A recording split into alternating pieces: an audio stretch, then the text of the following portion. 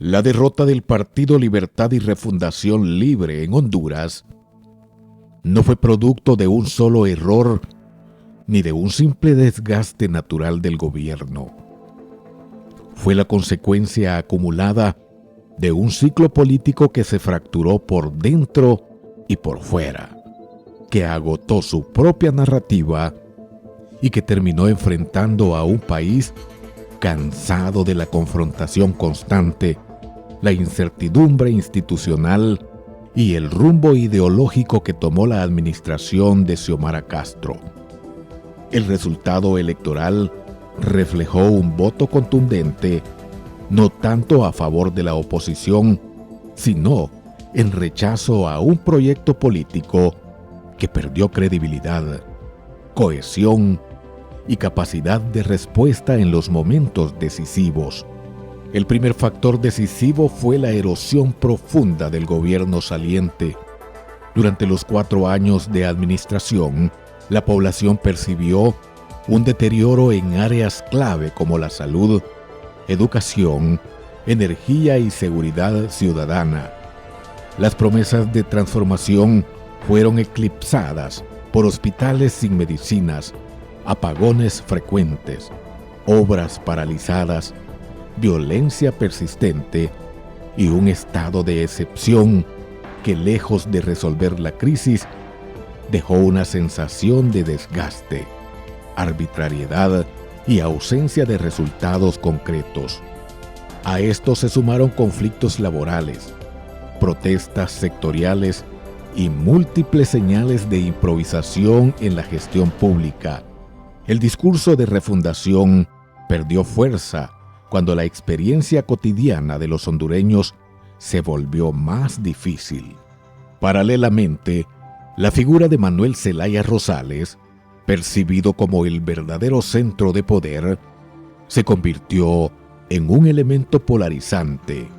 Su protagonismo constante y su tendencia a dirigir la estrategia política desde la sombra generaron la impresión de un gobierno bicéfalo, en el que la institucionalidad cedía ante la influencia partidaria.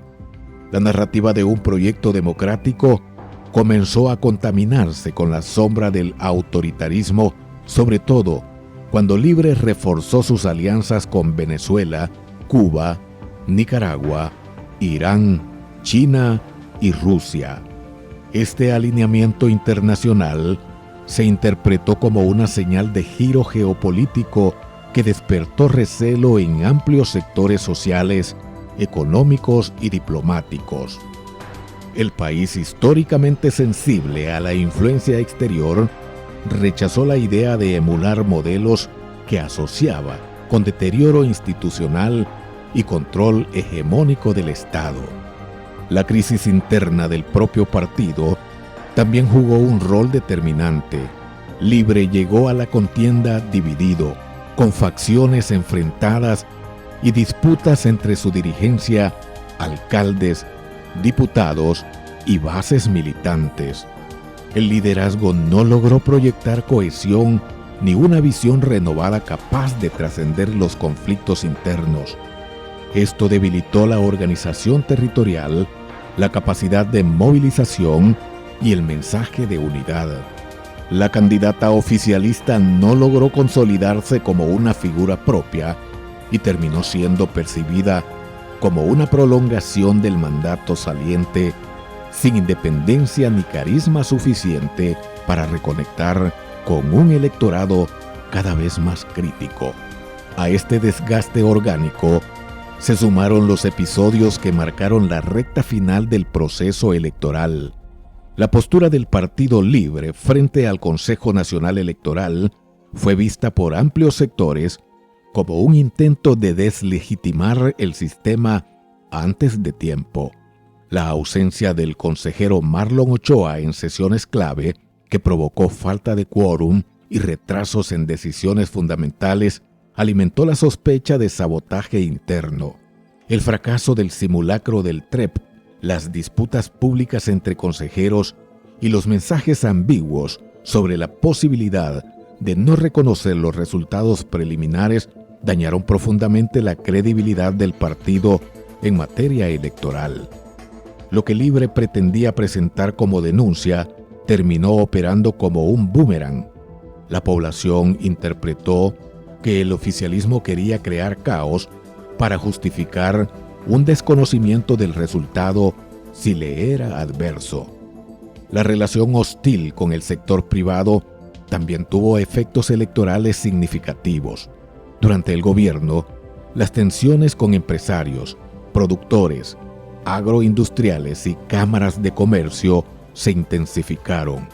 El discurso del Ejecutivo, marcado por la confrontación contra élites, terminó provocando una alianza tácita entre amplios sectores económicos y la ciudadanía, afectada por el desempleo, la inflación y la caída de inversión. En un país donde la economía depende del esfuerzo conjunto entre Estado y sector productivo, la sensación de parálisis y de persecución política generó temor y desconfianza. Pero quizá el golpe más determinante vino de la calle. El voto popular que en 2021 llevó a Libre al poder se convirtió en un voto de castigo. Los barrios afectados por la extorsión, las familias golpeadas por el encarecimiento de la vida, los trabajadores cansados de promesas sin resultados, los jóvenes sin empleo y los sectores rurales abandonados por la falta de apoyo en producción e infraestructura se alejaron del oficialismo. El discurso de refundación, que alguna vez encendió esperanza en las comunidades, ahora era visto como un recurso repetido, incapaz de ofrecer soluciones reales. En este contexto, la estrategia de recurrir nuevamente a la narrativa del fraude perdió peso.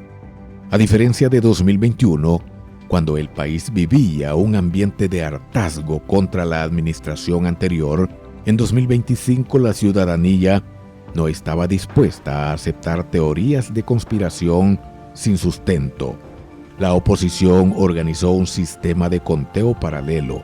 La veeduría internacional fue más amplia y sectores independientes estuvieron más atentos que nunca. Cuando Libre insinuó que no aceptaría los resultados del TREP, el efecto fue contrario al que esperaba. Generó miedo sobre la estabilidad, incentivó la participación masiva de la oposición y terminó movilizando incluso a votantes desinteresados, decididos a evitar un nuevo episodio de conflictividad política. Así, la derrota de Libre no fue repentina ni accidental. Fue el resultado de un acumulado de errores estratégicos, desconexión con la realidad del país, fracturas internas, malas decisiones institucionales y un clima geopolítico adverso. La administración de Xiomara Castro llegó al cierre de su mandato sin haber consolidado bases sólidas para un segundo ciclo del proyecto político. En vez de presentar un gobierno de resultados, se encontró envuelto en controversias, conflictos internos y una narrativa que dejó de convencer. Lo que ocurrió en las urnas fue la manifestación final de un sentimiento social que se venía gestando desde hacía años. La necesidad de virar hacia un modelo menos confrontativo, más funcional y menos ideologizado.